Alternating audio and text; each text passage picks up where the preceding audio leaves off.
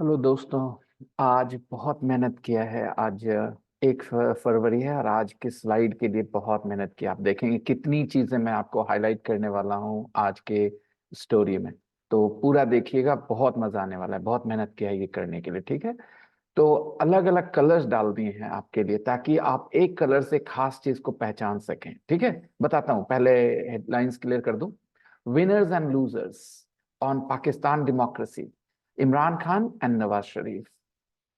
Election in Pakistan go according to the script written by the army. जो पाकिस्तान के elections होते हैं वो कैसे चलते हैं? They go according to the script. Script के तरह के हिसाब से चलते हैं। कौन से script? Written by the army. जो आर्मी स्क्रिप्ट लिखती है उसके हिसाब से चलते हैं इलेक्शंस। यानी इलेक्शंस में कोई जीतता हारता नहीं है। वहां जो आर्मी चाहती है वो आदमी जीत जाता है, जो आर्मी चाहती है वो हार जाता है। ये न्यूज़पेपर का कहना है। चलिए पड़ोसी के घर में झांकते हैं आज कहानी में। लेकिन हमारा पर्पस होगा मेनली इंग्लिश पे बहुत सारी चीजें ध्यान देना, सीखना। तो देखिए, ये जो कलर आप देख रहे हैं ना, ये सबसे ऊपर वाला, the back to back jail sentence, ये जहां भी ये कलर आपको दिख रहा है वो सेंटेंस का मेन क्लॉज का सब्जेक्ट है, ठीक है। तो मैंने सारे से जितने भी सेंटेंस, अगर आप इसको गिन लोगे तो आप ये कह सकते हो कि आज के ये स्टोरी में इतने सेंटेंसेस हैं, बस इतना ही जान लो। क्योंकि जितने सेंटेंस होंगे उतने सब्जेक्ट तो होने ही होने हैं। हर एक सेंटेंस में एक सब्जेक्ट होता है। तो मैंने सब्जेक्ट चुन दिए हैं। एक सब्जेक्ट यहाँ है, सब्जेक्ट यहाँ है। ये एक ही है, क्योंकि लंबा था इसको ऐसे 2 बार चुनना पड़ा है, ठीक है। तो बेसिकली आज आपके लिए बहुत सारे ये सब्जेक्ट का कलर हो गया। तो ये सेंटेंस शुरू होता है the back to back jail sentences से और खत्म होता है एस्टेब्लिशमेंट पे आकर के, ठीक है। तो मैंने आपके लिए चुन दिया है कि ये है सब्जेक्ट। अब पढ़िए इसको गौर से। और जो लाइट कलर में है ये है इसका वर्ब। तो आपको इसीलिए मुश्किल होगी क्योंकि आप यहां से यहां वर्ब को कनेक्ट नहीं कर पाओगे। इसके बीच जो इतने वर्ड्स हैं ये आपको परेशान करके रख देंगे। चलिए पढ़ के बताते हैं आपको। The back to back jail sentences former Pakistani Prime Minister Imran Khan was handed out in 2 different cases just a week before the February 8th parliamentary elections show। तो कुछ लोगों को लगेगा कि क्या करें। एक्चुअली ये चीज शो करता है, क्या शो करता है? यही जो back to back jail sentence मिला है प्राइम मिनिस्टर को 2 अलग अलग मामलों में, सिर्फ 8 तारीख को होने वाले पार्लियामेंट्री इलेक्शन के जस्ट एक सप्ताह पहले जो उनको मिला है, ये दिखाता है। तो ये सारी बात के बाद हम लोग बोल रहे शो, क्योंकि यही दिखाता है, ठीक है। लेकिन हमने सिर्फ यहीं तक क्यों चुना सब्जेक्ट को? क्योंकि हम कह रहे हैं the back to back jail sentences show. अगर यहाँ सेंटेंसेस की जगह सेंटेंस होता तो यहाँ शोज होता है, इसीलिए मैंने यहीं पर रखा है सब्जेक्ट को। ये प्लूरल सब्जेक्ट है, the back to back jail sentences, इसीलिए वर्ब शो है, ठीक है। ये इलेक्शंस की वजह से नहीं है शो दोस्तों। यहाँ सब्जेक्ट ये है। अगर मैं इसको सेंटेंस कर देता, the jail sentence, the back to back jail sentence के सेंटेंसेस के जगह अगर ये होता द जेल सेंटेंस, ठीक है, तो यहाँ शोज होता, ठीक है। द जेल सेंटेंस यहाँ शोज होता, क्योंकि सिंगुलर सब्जेक्ट होता तो वर्ब में एस लगाते हैं यहाँ पर, राइट। लेकिन यहाँ प्लूरल सब्जेक्ट है, the back to back jail sentences former. अब इसके बारे में एक्स्ट्रा जानकारी दी जा रही है, सब्जेक्ट के बारे में एक्स्ट्रा जानकारी, ठीक है। The back to back jail sentences former Pakistani prime minister Imran Khan was handed out, ठीक है। कुछ लोग कहेंगे कि अरे ये तो हो गया हैंड आउट, वर्ब हो गया, ये पैसिव वॉइस है। ये सब सब्जेक्ट का हिस्सा है दोस्तों। अगर इस सेंटेंस की बात करेंगे तो इस सेंटेंस का ये सब्जेक्ट है पूरा का पूरा, और ये शो इस सेंटेंस का वर्ब है, मेन क्लॉज का, ठीक है। तो एक सब्जेक्ट जो होता है वो एक क्लॉज भी हो सकता है, जैसे यहाँ आपको दिख रहा है, ठीक है ना। तो the back to back jail sentences, जो एक के बाद एक जेल सेंटेंसेस मिली है, जेल की सजा मिली है former prime minister, Pakistani prime minister Imran Khan को, वाज हैंडेड आउट। अगर कोई चीज आपको हैंड आउट किया जा रहा है तो वो आपको दिया जा रहा है, ठीक है।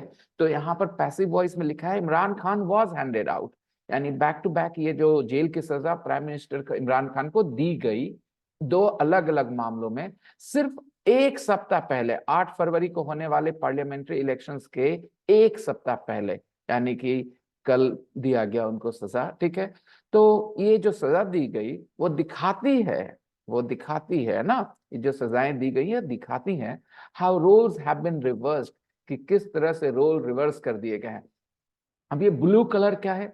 लाइट पिंक तो हो गया कि वर्ब है, ब्लू कलर मैंने रखा है, आप लोगों को जानना होगा कि इंग्लिश में कुछ चीजें होती हैं वर्ब पैटर्न्स, फिक्स्ड एक्सप्रेशंस, जिनमें आपका दिमाग नहीं चलना है, उसको आपको फॉलो करना है।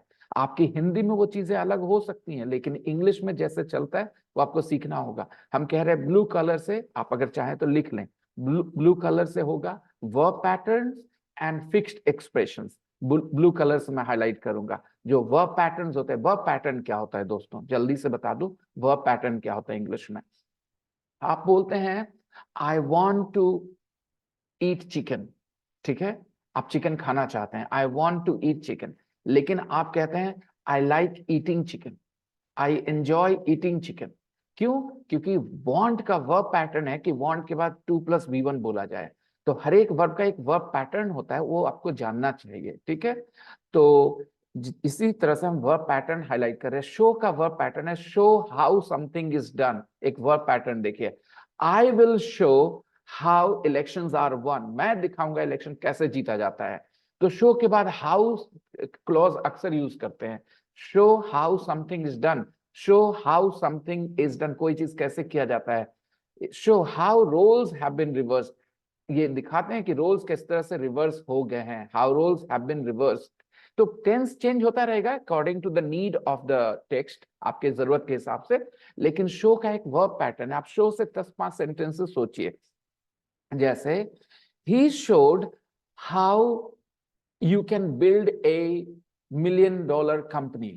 He shows how you can build a $1 million company. I show people how you can learn English. तो शो के बाद हाउ का एक पैटर्न बनता है, इसीलिए मैंने इसको ब्लू से हाईलाइट किया है। तो कुछ वर्ब पैटर्न्स भी मैं आपको दिखाऊंगा, ब्लू कलर से वर्ब पैटर्न्स होंगे और फिक्स्ड एक्सप्रेशंस भी होंगे। कुछ ऐसे फिक्स्ड एक्सप्रेशंस जिसमें आपको तब्दीली नहीं करनी होगी, एक्सेप्ट करना होगा, भले ही वो आपकी मदर टंग में वैसे ही साउंड करते हो या नहीं, कोई फर्क नहीं पड़ता, आगे आने वाले फ्रेजेस से आप सीखोगे। तो चलिए करते हैं, कंटिन्यू करते हैं। these sentences, back to back sentences जो इमरान खान को मिले हैं 8 फरवरी को होने वाले पार्लियामेंट्री इलेक्शन के जस्ट एक सप्ताह पहले, वो दिखाते हैं कि किस तरह से रोल्स रिवर्स कर दिए गए हैं, रोल्स बदल गए हैं, roles have been reversed, roles बदल दिए गए। रिवर्स करना मतलब ए की जगह बी, बी की जगह ए, ऐसे इसको कहते हैं रिवर्स कर देना। Roles have been reversed in Pakistan convoluted political space. कल भी ये वर्ड आया था कॉन्वोल्यूटेड। कॉन्वोल्यूटेड होता है ट्विस्टेड, समथिंग दैट इज एकदम अजीब, जिसमें समझ नहीं आ रहा हो कुछ भी, ठीक है, कॉन्वोल्यूटेड। जैसे अगर कोई आदमी ऐसे सेंटेंसेस लिखता है जो पढ़ के आपको समझ नहीं आता है, तो आप उसको कह सकते हैं convoluted style of writing, okay.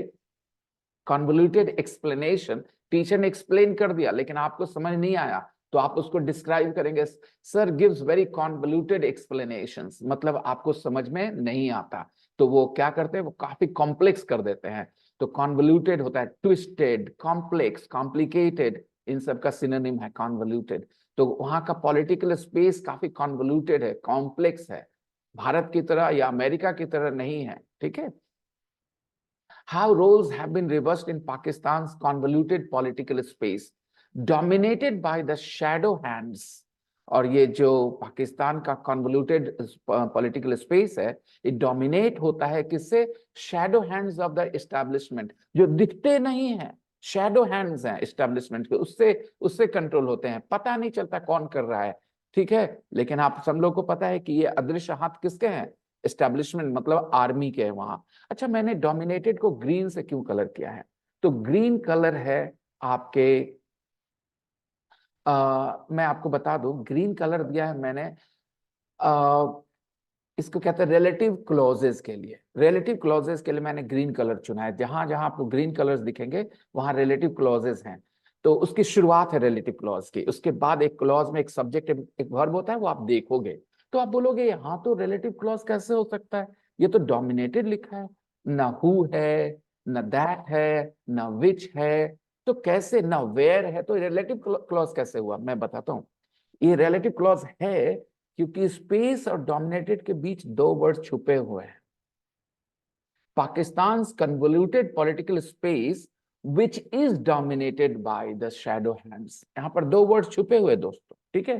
इसीलिए मैंने इसको ग्रीन करा है ताकि आपका ध्यान आकर्षित कर सकूं।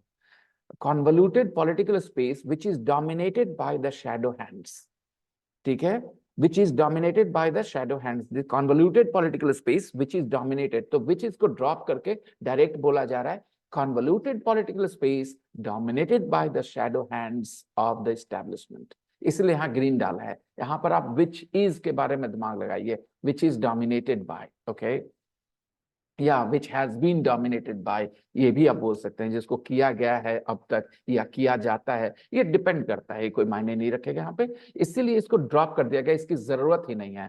Convoluted political space dominated by the shadow hands of the establishment. तो ये सेंटेंस आप समझ गए कि किस तरह से रोल्स बदल दिए गए हैं, जहां इमरान खान को डाल दिया गया है जेल में, 8 तारीख को इलेक्शंस होने वाले हैं, जो लोग पाकिस्तान की इलेक्शंस को और पाकिस्तान की डेमोक्रेसी को फॉलो करते हैं, उनको पता चल रहा है कि रोल्स कैसे रिवर्स हुए हैं, क्योंकि यही इमरान खान को लाने के लिए नवाज शरीफ को जेल में डाला गया था, और आज नवाज शरीफ को लाने के लिए इमरान खान को जेल में डाला गया है। How roles have been reverse, समझ में आ गया आपको? चलिए आगे बढ़ते हैं, ये कॉन्टेक्स्ट था कहानी के मामले में, बाकी इंग्लिश के मामले में मैं समझा रहा हूं आपको।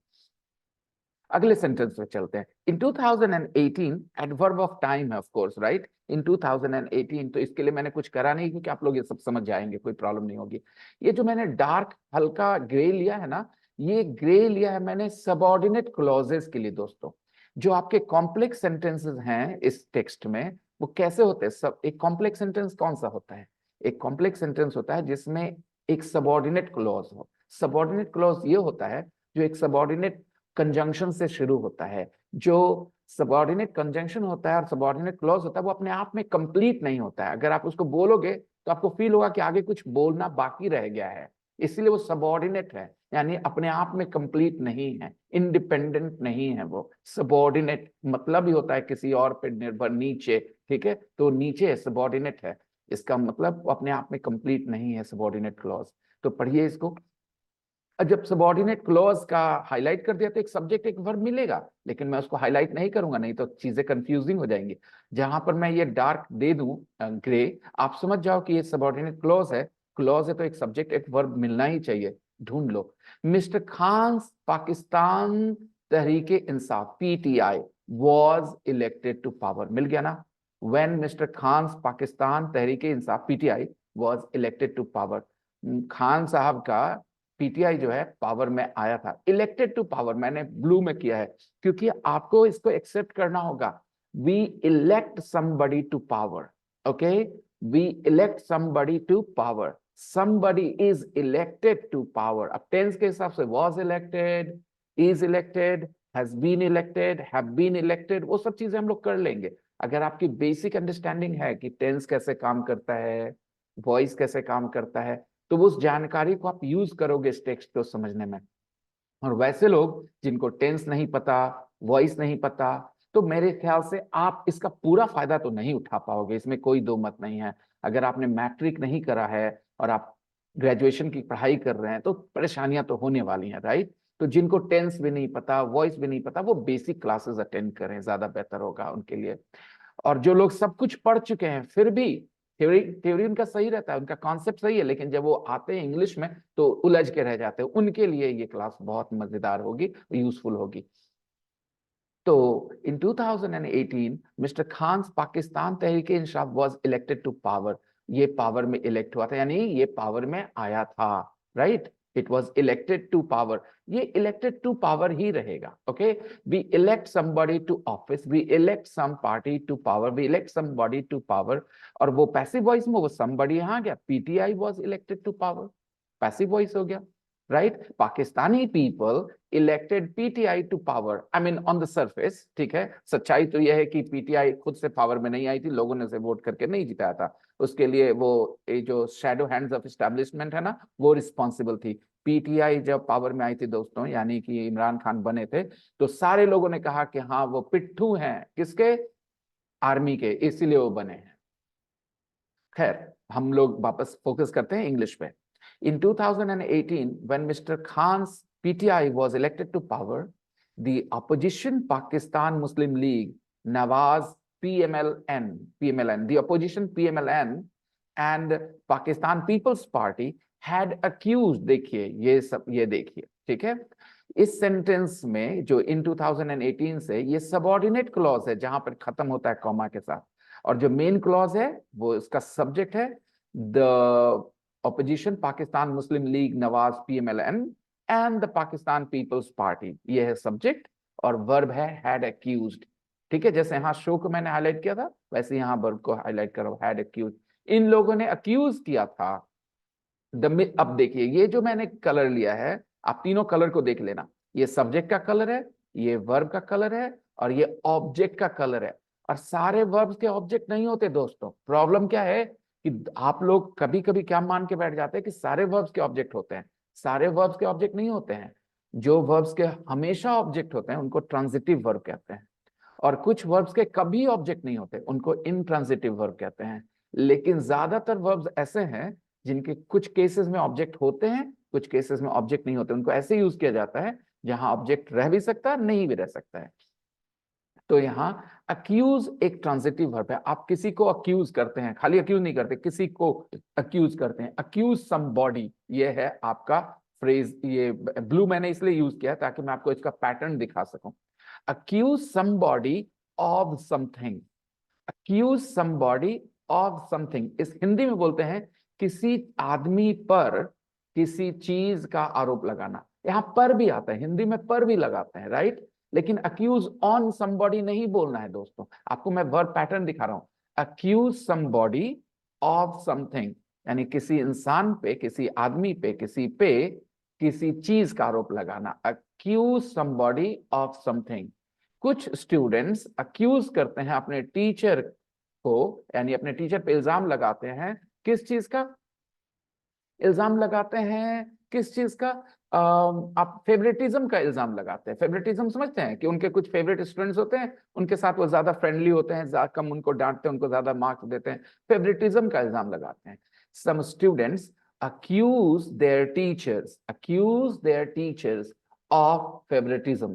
तो ये है वह पैटर्न। सबसे इंपॉर्टेंट चीज जो आप लोग नहीं सीखते हो, आप खाली अक्यूज सीख के बैठ जाते हो, एक वर्ड नहीं सीखना। मेरे जितने भी यहाँ पर हाईलाइट किए हैं ज्यादातर सिखाने के लिए, जो ब्लू से हाईलाइट के देखिए, हमेशा फ्रेजेस होंगे। क्यों? क्योंकि आपको वर्ब पैटर्न सीखना है, फिक्स्ड एक्सप्रेशन सीखना है इंग्लिश में। सिंगल वर्ड्स जो होते हैं वो सीखेंगे कुछ जगहों पे, लेकिन ज्यादातर, जैसे आपने अक्यूज तो जाना ही होगा, लेकिन क्या आप अक्यूज समबॉडी ऑफ समथिंग जानते थे? तो अभी मैं एक सेंटेंस और देता हूं, क्यू से और दो चार एग्जांपल दे देता हूं ताकि आप समझ सकें। Are you accusing me of cheating? Are you accusing me of cheating? तुम मुझ पे इल्जाम लगा रहे हो कि मैंने चीटिंग की थी? बस इतना लंबा चौड़ा आपने इतना सिंपल से बोल दिया, are you accusing me of cheating? Alright. बहुत तरह के इल्जाम लगते हैं, right. He is been accused of murder, passive voice में बोल रहा हूँ, he has been accused of murder, उस पे मर्डर का इल्जाम लगा है, he has been accused of murder. ठीक है, तो अक्यूज पैसिव वॉइस में बोल रहा हूँ तो ही हैज बीन अक्यूज्ड हो गया। इसका मतलब पीपल हैव अक्यूज्ड हिम और the police have accused him. जो भी रहे, कुछ जगहों पर पैसिव वॉइस बोलते उसकी वजह होती है, आप जानते होंगे, नहीं तो बाद में पढ़िएगा पैसिव वॉइस क्यों यूज किया जाता है। तो are you accusing me of cheating? Okay, he has been accused of murder। तो वैसे ही these people had accused the military of electoral rigging। Electoral rigging का इल्जाम लगाया था। और क्या होता है इलेक्टोरल रिगिंग?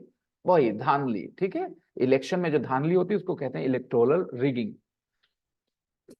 सॉरी, रीग करते हैं ना जब आप किसी चीज को, तो वहां घपला करते हैं, उसको ऐसे करते हैं, मैनिपुलेट करते हैं कि आपका फायदा हो जाए, इलेक्शंस को रीग कर सकते हैं। ठीक है, तो इलेक्टोरल रिगिंग का इल्जाम लगाया गया है in favour of the former cricket star. और उन लोगों ने इल्जाम लगाया था कि इलेक्टोरल रिगिंग हुई थी किसके फेवर में? In favour of the former cricket star. इसमें कोई वर्ब पैटर्न नहीं है, जो बोलना है, जिस तरह से नॉर्मल रूल्स अप्लाई होते हैं वो अप्लाई करना है।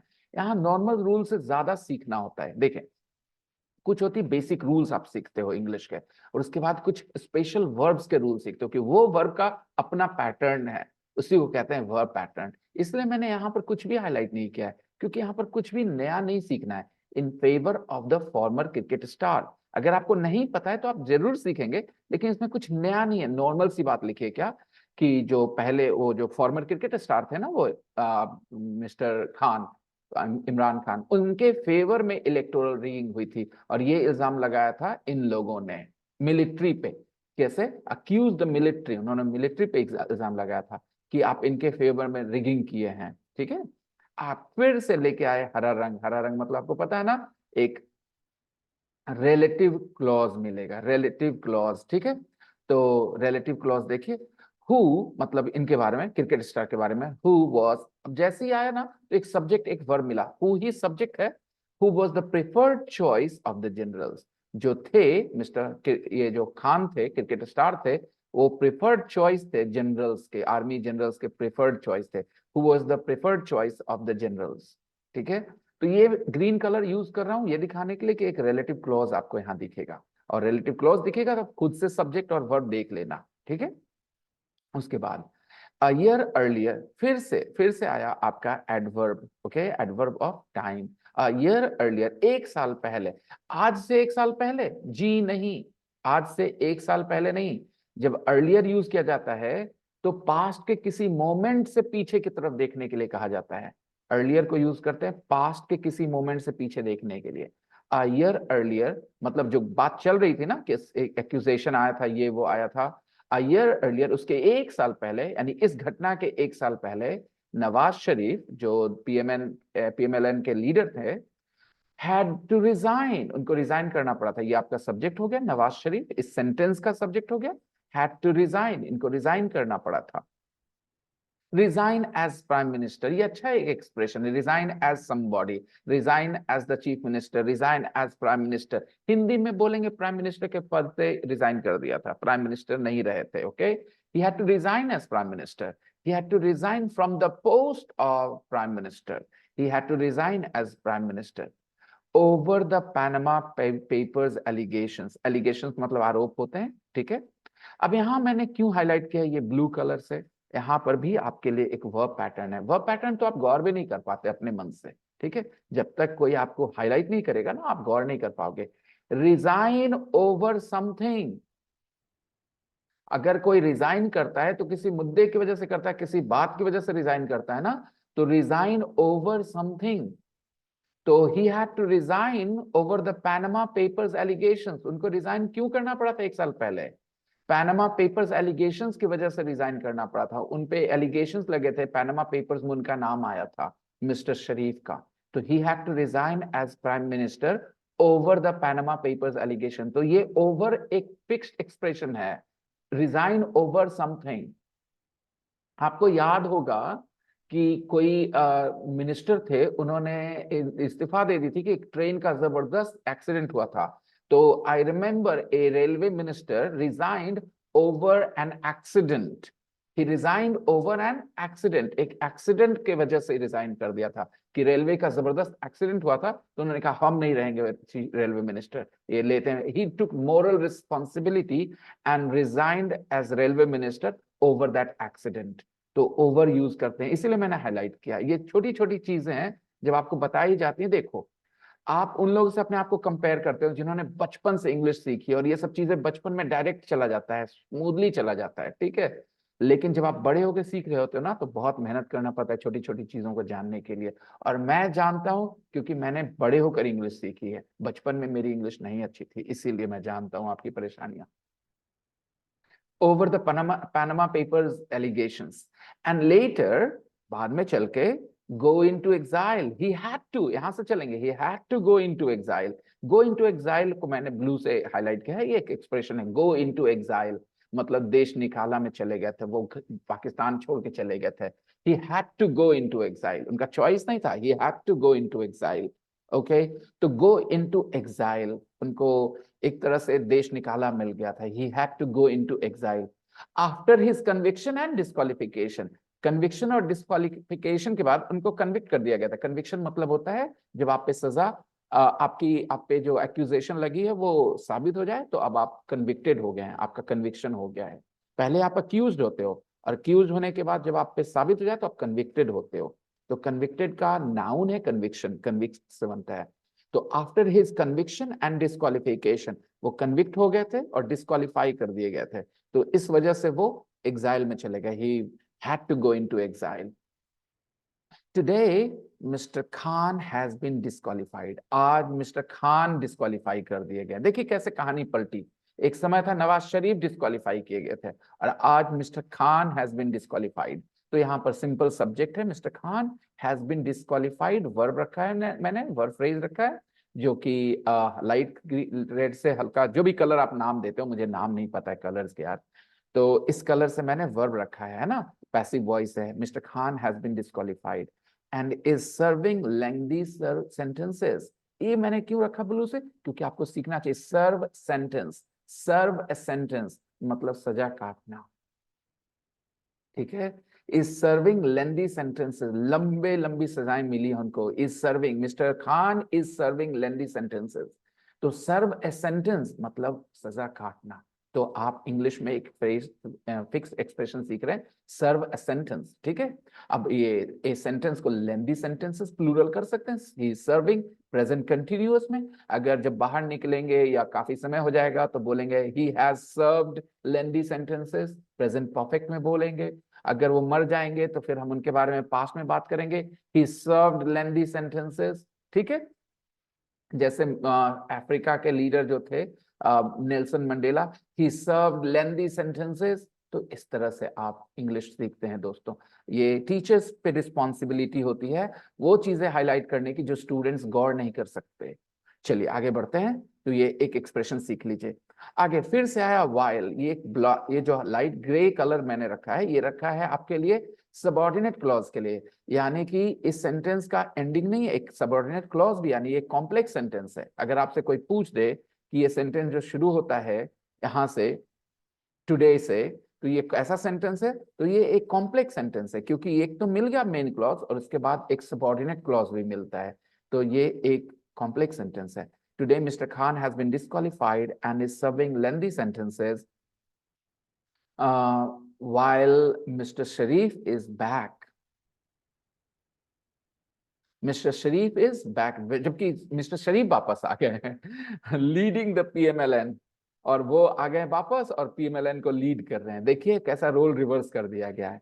कुछ साल पहले इनको बाहर भेजा गया था, जेल डालने की कोशिश की थी और इनको प्रधानमंत्री बनाकर बैठा दिया गया था। आज बेचारे इनको डाल दिया गया जेल में और शरीफ जी वापस आ गए हैं। चलिए फिर यहां पर मैंने ग्रे से हाईलाइट किया क्योंकि एक अगेन सबऑर्डिनेट क्लॉज आया आपके सामने। Given the way how the military and other institutions went after mister Khan and his party, ये एक इंडिपेंडेंट क्लॉज हो ही नहीं सकता क्या? एक अपने आप में कंप्लीट सेंटेंस हो सकता है? How the military and other state institutions went after mister Khan and his party, जी नहीं। तो इसीलिए ये एक सबऑर्डिनेट क्लॉज हो गया और इसका लिखा, इसका मतलब हो गया देखते हुए जिस तरह से मिलिट्री और अदर स्टेट इंस्टीट्यूशंस जो हैं वो मिस्टर खान के पीछे पड़ गए, they went after mister Khan, है ना। गो आफ्टर समबॉडी मतलब किसी के पीछे पड़ जाना, मतलब उसको मुश्किल में डालना, ठीक है। Go after somebody, they went after mister Khan and his party, जिस तरह से मिलिट्री और बाकी स्टेट इंस्टीट्यूशन मिस्टर खान और उनकी पार्टी के पीछे पड़ गए, इस चीज को देखते हुए देयर वॉज लिटिल सरप्राइज, कोई अचंभा नहीं था। देयर वॉज, ये मेन क्लॉज है बाय द वे, आपका ये सब्जेक्ट है और ये वर्ब है। There was little surprise in the court proceedings and the verdicts, कुछ भी अजीब नहीं, अचंभा नहीं हुआ लोगों को जिस तरह से कोर्ट की प्रोसीडिंग्स चली और जो वर्डिक्ट आया। पता ही था कि सब कुछ पूरा, the army calls the shots, okay. तो ऑब्वियसली जो उन्होंने करना था वो किया, किसी को कुछ अचंभा नहीं हुआ, सब जान रहे थे कि यही होना इनके साथ। there was little surprise. On Tuesday, मंगलवार को, he was sentenced, subject verb, he was sentenced, passive voice। अब यहां पर मैंने ब्लू से हाईलाइट किया फिर से एक वर्ब पैटर्न सिखाने के लिए। he was sentenced to 10 years। अब टू का कोई एक्सप्लेनेशन हिंदी में नहीं आएगा, उनको 10 साल की सजा मिली, ठीक है। he was sentenced to 10 years। अब ये बताइए हिंदी के हिसाब से कैसे मैच करा पाओगे? ही वॉज सेंटेंस तक तो आप सब पहुंच जाओगे कि उनको सजा मिली, ही वॉज सेंटेंस, लेकिन 10 साल की सजा मिली की बोल रहे हो, he was sentence to 10 years। इसीलिए मैंने हाईलाइट किया ब्लू से कि याद रखिए आगे भी आया है, sentence somebody to a certain punishment, certain sentence somebody to something, आप यहाँ पर to life imprisonment भी बोल सकते हैं. The court sentenced him to life imprisonment. The court sentenced him to life imprisonment. Court ने उनको आजीवन कारावास की सजा सुनाई. The court sentenced him. A sentence verb है, right? He was sentenced. Verb है sentence. He was sentenced to life imprisonment. He was sentenced to life imprisonment. मैं अपना sentence दे रहा हूँ, इस context में नहीं, ठीक है? The court sentenced him to life imprisonment. बस दोनों ही तरीके से आपने देख लिया. देखिए अब यहाँ he was sentenced to 10 years by a special court. एक special court के द्वारा उनको 10 साल की सजा सुनाई गई. He was sentenced to 10 years. अब आप सोचो, इसको पढ़ने से पहले अगर आप ये बात लिखना चाहते तो कैसे लिखते? आप to 10 years लिख पाते? He was sentenced to 10 years. इसीलिए मैंने हाईलाइट किया कि अब आप कर पाओगे, क्योंकि ये इंपॉर्टेंट है, ये फिक्स्ड एक्सप्रेशन है, आप इसमें कुछ नहीं कर सकते. एक वर्ब पैटर्न है, सेंटेंस समबॉडी टू समथिंग, ठीक है. He was sentenced to 10 years by a special court in what is commonly called the cipher case. किस मामले में आखिर 10 साल की सजा सुनाई गई? इन कोई तो मामला आना था ना, इनके बाद कोई मामला आना चाहिए था ना दोस्तों. इन what is commonly called the cipher case, उस मामले में जिसको सब लोग किस नाम से बुला रहे हैं? साइफर केस से बुला रहे हैं. साइफर केस के मामले में उनको 10 साल की सजा सुनाई गई, और ये साइफर केस कॉमनली बुलाया जा रहा है इसको, ठीक है. और ये साइफर केस क्या है, इसके बारे में जानकारी देने के लिए आगे लिखा गया है, ऑन चार्जेस दैट. ये दैट क्लॉज भी आपको ध्यान रखना होगा. दैट क्लॉज आगे से मैं ग्रे कलर यूज करूंगा दैट क्लॉज के लिए भी, ठीक है. On charges that he leaked state secrets. फिर से देखिए, जब भी क्लॉज की बात आएगी एक सब्जेक्ट एक वर्ब मिलेगा, तो दैट क्लॉज आता है. तो यहाँ पर आपको दिखता है ना, that he leaked state secrets, कि उन्होंने स्टेट सीक्रेट्स लीक किए. ही लीक्ड स्टेट सीक्रेट्स. यहाँ ही सब्जेक्ट है, लीक वर्ब है, स्टेट सीक्रेट्स ऑब्जेक्ट है. क्या लीक किया? स्टेट सीक्रेट लीक किया. तो ये दैट क्लॉज है, मेन क्लॉज नहीं है, दैट क्लॉज है. दैट क्लॉज सेंटेंस में आता है कुछ वर्ब के बाद, कुछ वर्ब्स के बाद हम लोग दैट क्लॉज यूज करते हैं. मैं आपको एग्जांपल देता हूं. I hope that you pass the exam. He said that he would come. तो अब कॉमनली बहुत से वर्ब्स के बाद आप दैट क्लॉज यूज करते हैं, बहुत कॉमन है, ठीक है. Anyways, on charges that he leaked state secrets. आगे बढ़ते हैं. ये सेंटेंस भी एक कॉम्प्लेक्स सेंटेंस है, क्योंकि ये तो आपका मेन क्लॉज हो गया. On Tuesday he was sentenced to 10 years by special court in what is commonly called the cipher case on charges that he leaked state secrets. अब यहाँ पर मेन क्लॉज खत्म होता है, एक सबऑर्डिनेट क्लॉज शुरू होता है. While on Wednesday another court sentenced him and his wife to 14 years. फिर जबकि वेडनेसडे को, एक तो हुआ ट्यूसडे को, और फिर वेडनेसडे को दूसरे कोर्ट ने उन्हें 14 साल की सजा सुना दी, उनको और उनकी वाइफ को, दोनों को 14 साल की सजा सुना दी. ये कहानी है पाकिस्तान की, देख लीजिए. Another court sentenced him and his wife to 14 years in the Toshakhana case. Toshakhana case आप जानते होंगे, जहां से उसने आगे लिखा है for keeping some of the gifts they had received while he was in power. और ये तोशाखाना केस में उनको 14 साल की सजा सुनाई गई. किस लिए सजा, किस लिए सुनाई गई? For keeping some of the gifts, कुछ गिफ्ट्स रख लेने के लिए, that they had received while he was in power. यहाँ अगर आप देखा जाए तो यहाँ भी एक रिलेटिव क्लॉज है, gifts that they had received while he was in power. कई बार ना हम लोग रिलेटिव क्लॉज के प्रोनाउंस को, रिलेटिव प्रोनाउन जो होता है उसको हम लोग क्या कहते हैं, छुपा देते हैं, उसको हाइड कर देते हैं, उसकी जरूरत नहीं दिखती है, लेकिन है वो रिलेटिव क्लॉज ही. For keeping some of the gifts that they had received while he was in power. Okay, चलें आगे बढ़ते हैं. Mister Khan was forced out of power in April 2022. Simple sentence शुरू होता है, यहाँ पर एक सब्जेक्ट है, एक वर्ब है, passive voice. Mister Khan was forced out of power, उनको पावर से बाहर कर दिया गया था. Forced out of power in April 2022 after falling out with the military establishment.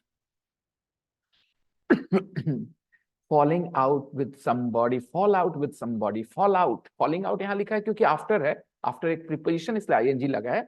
आपका glue से लिखा है नहीं, कुछ सीखने के लिए यहाँ पे.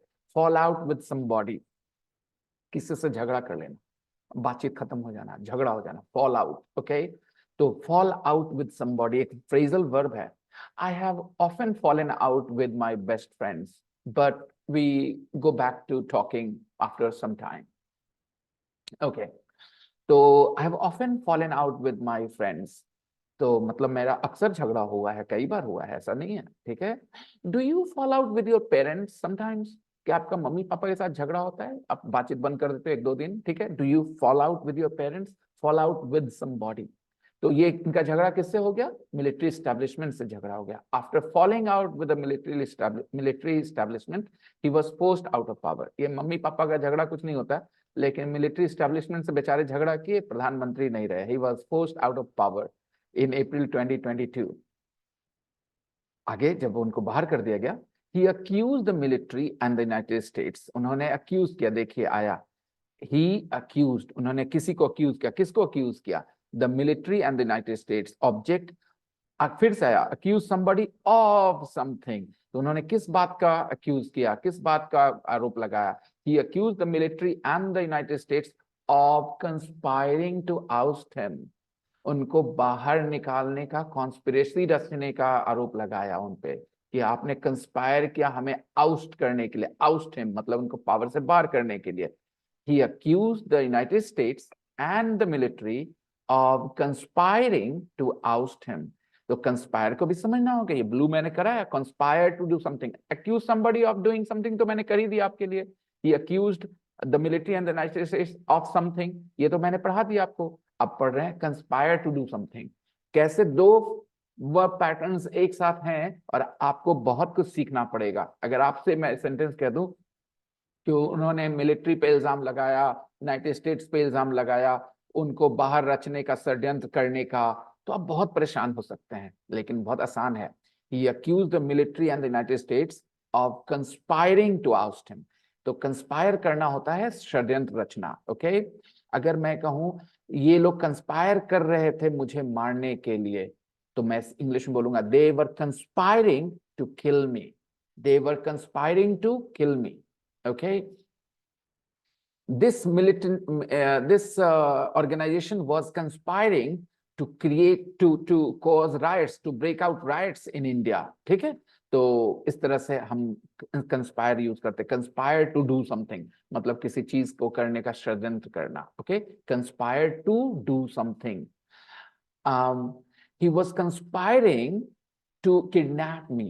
He was conspiring to kidnap me. वो मुझे किडनैप करने का कंस्पायर कर रहा था, तो कंस्पायर टू डू समथिंग भी सीख लिए।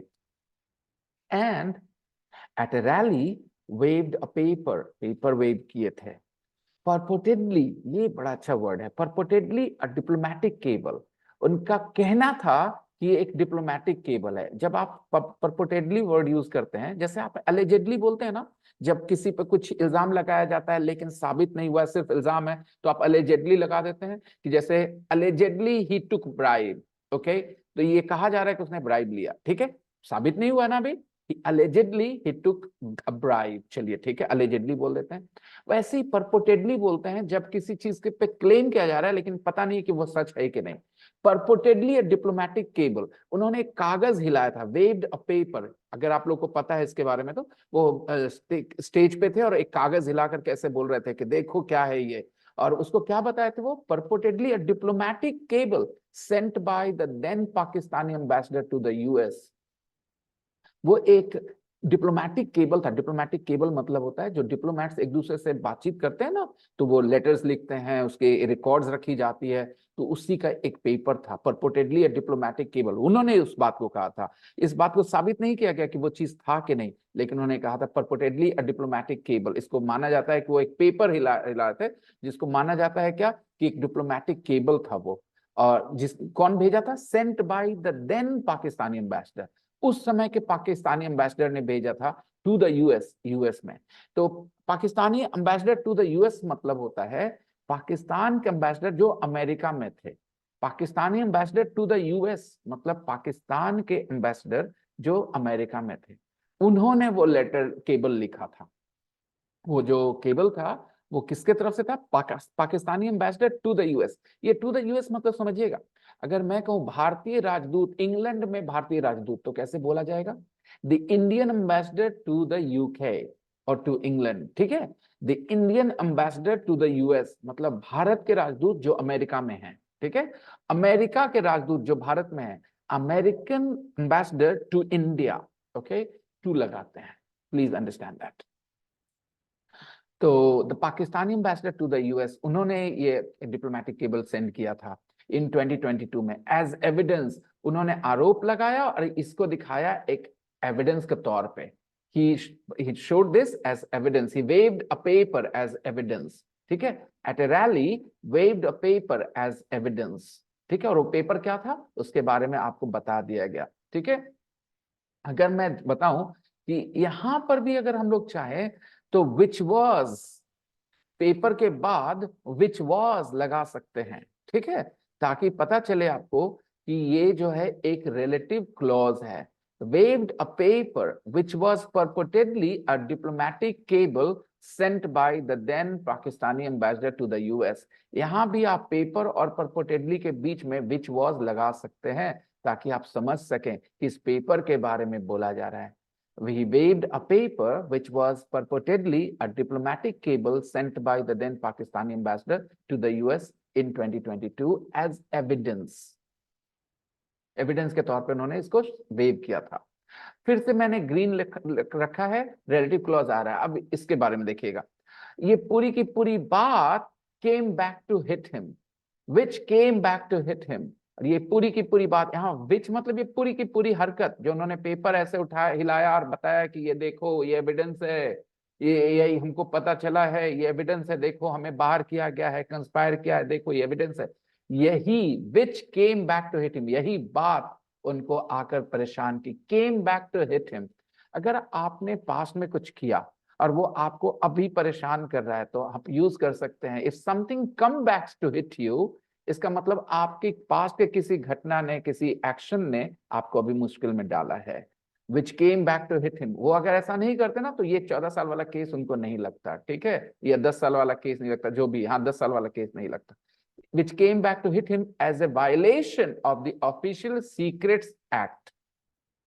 हर एक प्रधानमंत्री और जो भी इस तरह के पोस्ट पे जाते हैं ना, उनको एक रिस्पॉन्सिबिलिटी होती है कि वो ऑफिस के सीक्रेट्स जो है ना वो पब्लिक नहीं करेंगे, ठीक है। तो उन पे आरोप लगा, which came back to hit him as a violation of the Official Secrets Act। Official secret act का वायलेशन समझा गया उनके इस एक्ट को, जिसकी वजह से उनको 10 साल की सजा सुनाई गई है। which came back to hit him as a violation, violate से violation बनता है noun, violation of the Official Secrets Act।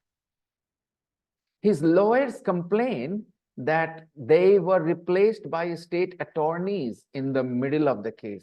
उनके lawyers complain करते हैं, बहुत simple sentence है ये, एक subject है, ये verb है और उसके बाद that clause है, complain that, ठीक है।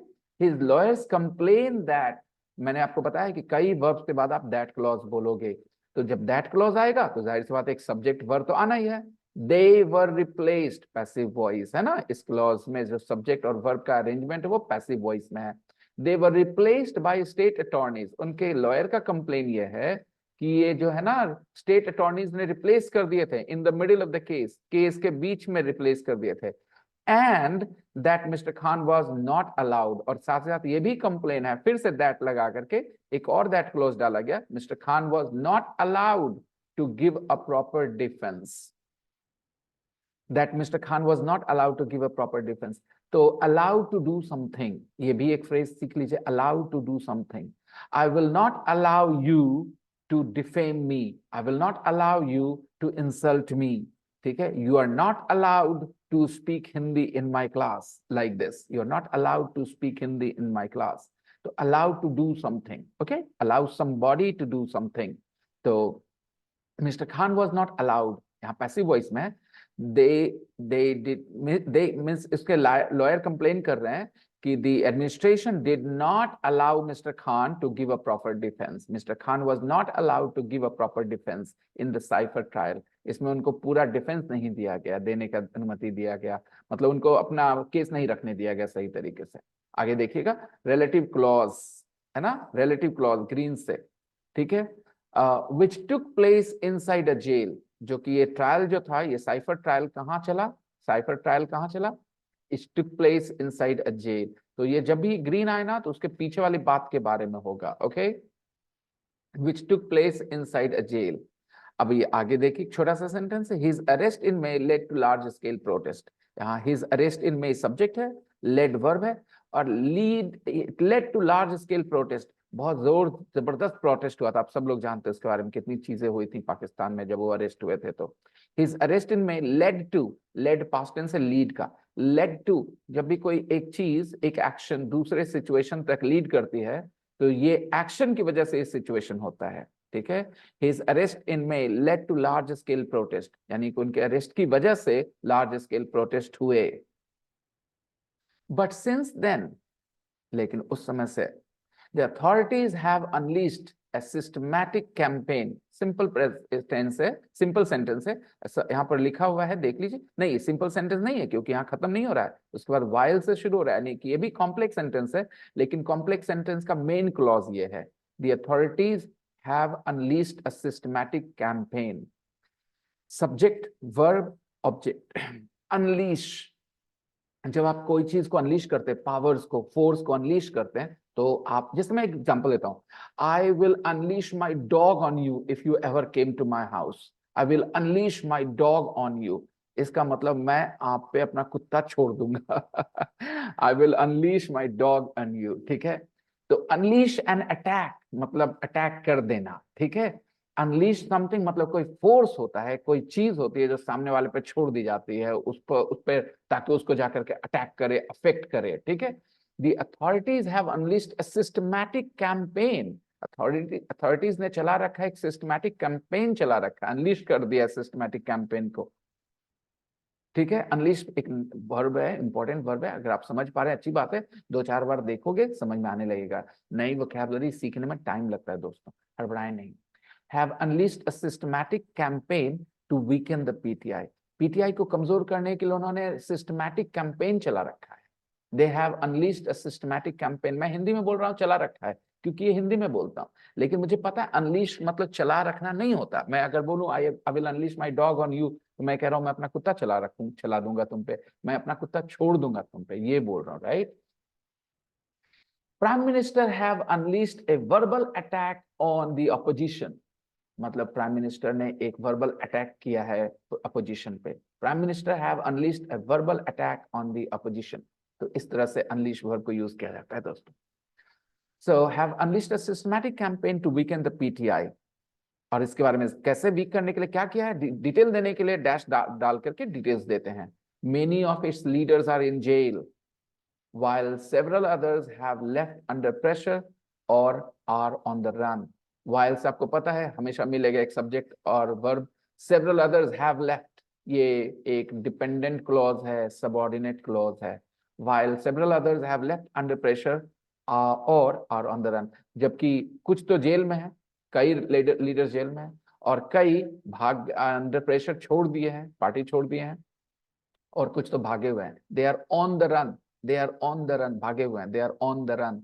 तो ऑन द रन को मैंने इसलिए ब्लू से हाईलाइट किया कि आपको सीखना है फिक्स्ड एक्सप्रेशन के तौर पे। They are on the run. he's been, what is his name, Dawood Ibrahim has been on the run for a long time, right, भागा हुआ है वो, भगोड़ा है, he's been on the run. Recently a court barred the party from using its iconic cricket, देखिए recently a court subject, barred verb, the party object, subject verb object, colour पहचान लीजिएगा, और ध्यान में हमेशा ही कलर यूज करूंगा, कल भी यही कलर यूज करूंगा ताकि आप आसानी से समझ पाए। A court barred the party, तो बार समबॉडी मतलब होता है किसी को रोकना, लेकिन इसका वर्ब पैटर्न क्या होता है, from doing something. Barred the party from using its iconic cricket, ये वर्ब पैटर्न इसलिए ब्लू लाया मैं यहाँ। Barred the party from using, okay, formal word है, बातचीत में बहुत कम यूज होता है, ठीक है। A court barred the party from using its iconic cricket bat, ठीक है। आप अगर बातचीत की लैंग्वेज में बोलते हैं तो स्टॉप बोलते हैं, ठीक है ना, बैन भी बोल सकते हैं यहाँ पे, ठीक है। तो court barred the party from using its iconic cricket bat symbol, यानी कि उसके आइकॉनिक क्रिकेट बैट सिंबल को बैन कर दिया गया है, ठीक है। The symbol has been banned by the court, okay. A court barred the party from using its iconic cricket bat, ये वाला सिंबल नहीं यूज कर सकते इन बैलेट्स, मतलब बैलेट्स में, वोट में कागज पे नहीं यूज हो सकता। Many PTI workers are contesting as independents, ये भी सिंपल सेंटेंस है दोस्तों, present continuous, many PTI workers are contesting as independents, कुछ बताने की जरूरत नहीं है। While Mr. Khan is in jail, while से शुरू हो रहा है, ये सेंटेंस कॉम्प्लेक्स होने वाला है, एक जगह कॉमा मिलेगा और वहां पर ये क्लॉज खत्म हो जाएगा जिसको हम लोग कहेंगे सबऑर्डिनेट क्लॉज, उसके बाद मेन क्लॉज शुरू होगा। While Mr. Khan is in jail and his party is in tatters, जब जब एक तरफ जहां मिस्टर खान जेल में है, उनकी पार्टी की हालत खस्ता है, उनकी पार्टी की हालत खराब है, जी कपड़े टैटर्स में हो, इफ समथिंग इज इन टैटर्स, वो पूरी तरह से फटे चिथड़े हुए हैं, ठीक है, दिस पार्टी इज इन टैटर्स, उसकी पार्टी की हालत खस्ता है, under state repression, state repression के वजह से, अंडर स्टेट रिप्रेशन, रिप्रेशन समझते हैं ना, फोर्स को यूज करके किसी को दबाना, under state repression, Mr. Sharif seems to be enjoying the support of the invisible power center in the electoral arena. एक तरफ जहां मिस्टर खान जेल में है, उनकी पार्टी की हालत खस्ता है, स्टेट उनको एकदम दबा के रखे हुए है, मिस्टर शरीफ वहीं दूसरी तरफ seems to be enjoying the support, ये हमारा मेन क्लॉज है, ये मेन क्लॉज का ही सब्जेक्ट वर्ब का कलर मैंने बताया आपको, जहां भी दिखेगा वो मेन क्लॉज होगा, to be enjoying the support, वो एंजॉय कर रहे सपोर्ट किसका, वही इनविजिबल पावर सेंटर जो है, जो दिखता नहीं है लेकिन है, of the invisible power centre in the electoral arena, comma, और which makes the election look like a fixed match, ये आ गया relative clause, फिर से relative pronoun, which makes the election look like a fixed match, जिसकी वजह से election कैसा दिख रहा है, फिक्स्ड मैच की तरह दिख रहा है, पता है सबको रिजल्ट क्या होने वाला है। Mister Sharif might make a political comeback, simple sentence मैंने यहाँ पर रखा है, लेकिन ये सिंपल नहीं है क्योंकि कॉमा के बाद बट है, लेकिन ये कंपाउंड सेंटेंस है, ये कंपाउंड है, कॉम्प्लेक्स नहीं है, क्योंकि बट से जब हम जोड़ते हैं तो ये कंपाउंड सेंटेंस होता है, ये अपने आप में, the real winner in the unfolding development in Pakistan is the military, ये अपने आप में एक इंडिपेंडेंट क्लॉज है, इसीलिए ये कंपाउंड सेंटेंस है। कंपाउंड सेंटेंस का मतलब होता है दो ऐसे क्लॉजेस जुड़ना जो अपने आप में इंडिपेंडेंट हो, उनको अपने आप में एक सेंटेंस के तौर पे यूज किया जा सकता है, ठीक है।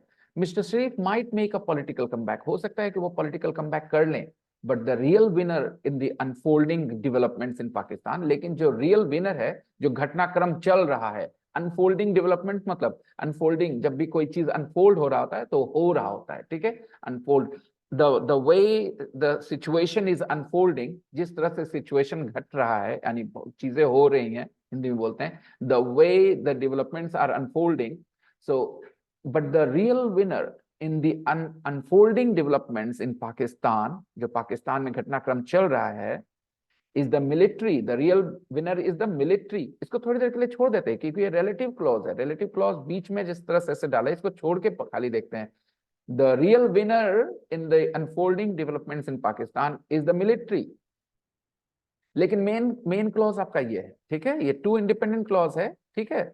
Mister Sharif might make a political comeback, but the real winner in the unfolding developments in Pakistan is the military, and the real loser the country's democracy। और यहाँ पर इसके बारे में थोड़ा सा एक्स्ट्रा जान लीजिए, पाकिस्तान के बारे में एक्स्ट्रा जान लीजिए, Pakistan comma which is grappling with enormous economic challenges, Pakistan जो कि ग्रैपल कर रहा है, ग्रैपल कुश्ती से ये वर्ड लिया गया है, कुश्ती में ग्रैपलिंग होती है, आप एक दूसरे को पटखनी देने की कोशिश कर रहे होते हैं, ठीक है, तो ग्रैपल करना, grapple with somebody, grapple with something, यानी किसी चीज के साथ संघर्ष करना, ठीक है, which is grappling with enormous economic challenges, enormous means huge, very big economic challenges, जबरदस्त इकोनॉमिक चैलेंजेस से जूझ रहा है ना पाकिस्तान, तो देखिए बीच में ये डाल देना, developments in Pakistan which is grappling with, तो इस तरह के लैंग्वेज जो है ना, आप सब लोगों को मुश्किल में तो डालती हैं, लेकिन मैं कोशिश कर रहा हूं कि आपके लिए आसान करूं, आप इजी सेंटेंसेस तो फॉलो करते हैं, समझते हैं, तो मैं तोड़ के उसको आसान करने की कोशिश कर रहा हूं कि यहां से पाकिस्तान से देखिए, the real winner in the unfolding developments in Pakistan is the military, real winner military है, और पाकिस्तान के बारे में एक्स्ट्रा बात डाली गई है, आप चाहे तो इसको तोड़ के अलग से सेंटेंस में डाल दे सकते थे। तो मैं समझता हूं कि आज का क्लास आपको ज्यादा अच्छा लगा होगा, अगर अच्छा लगा है तो लाइक्स कर दीजिएगा, कमेंट्स कर दीजिएगा, मैं ऐसे और भी कोशिश करूंगा आपको ऐसे डिटेल जानकारी देने की, ताकि आपकी समझ और बेहतर हो सके। मैं ऐसे हजारों स्टूडेंट्स को जानता हूं जो एक्चुअली इंग्लिश पढ़ चुके हैं, उन्होंने कोर्सेज कर रखे हैं, साल भर, 1.5 साल, 2 साल ग्रामर पढ़े हैं, सब चीजें की है, लेकिन फिर भी उनको जब इंग्लिश का टेक्स्ट सामने आता है तो उलझ के रह जाते हैं, उसमें पता नहीं कर पाते एग्जैक्टली। तो टुकड़ों में समझ पा रहे होते ये लिखा वो लिखा है, लेकिन क्या लिखा एग्जैक्टली नहीं बता पाते हैं। ठीक है, तो मैं उम्मीद करता हूँ कि इससे आपकी लैंग्वेज की समझ बेहतर हो रही होगी। हम लोग मिलेंगे फिर से कल किसी दूसरे वीडियो में। Thank you very much. Bye bye.